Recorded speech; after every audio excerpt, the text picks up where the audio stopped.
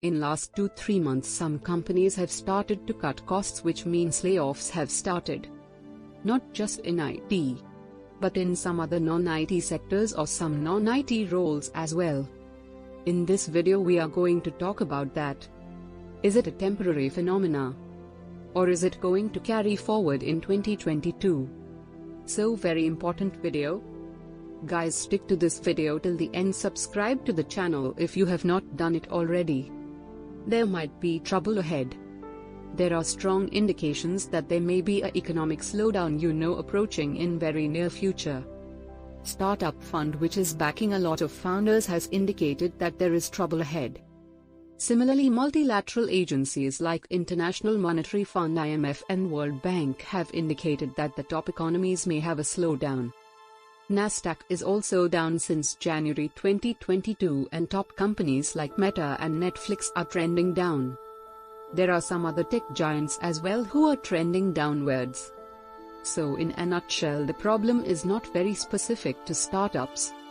Startups may struggle more because they are backed by investment, and not necessarily every startup is profitable. When you join, they take years of time to establish their business and to become profitable.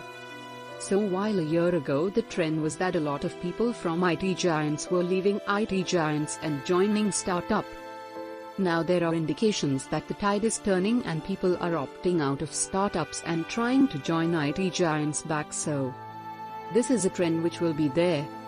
But I want to tell you certain things which you should observe in your company. Doesn't matter whether you work for a giant or a startup, look at your company's business. Because that is what is a primary indicator of how well the company is doing. Is the business growing? Is the business not growing? Is the company profitable?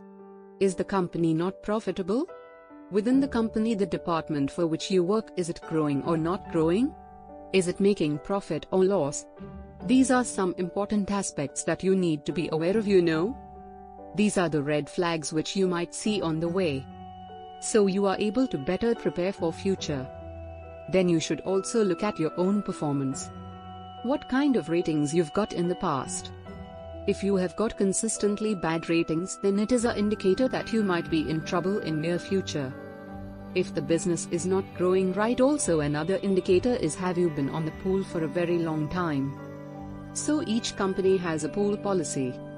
Some of them have 60 days, 45 days, 90 days, etc. pool policy when you can be on the bench and look forward for different projects.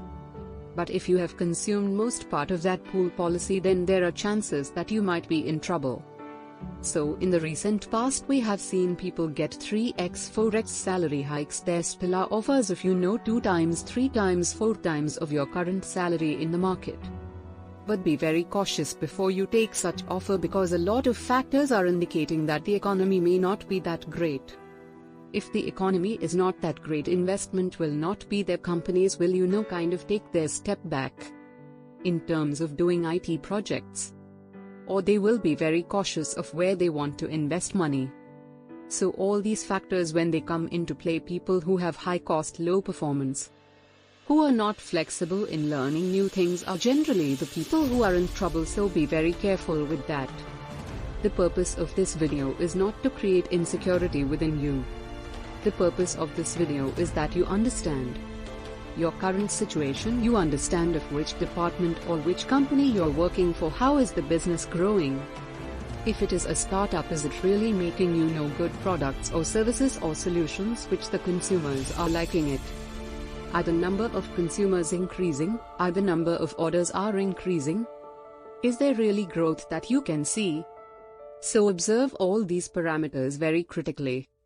Before you make any big decision or before you jump on a job offer, just be very cautious about the entire scenario.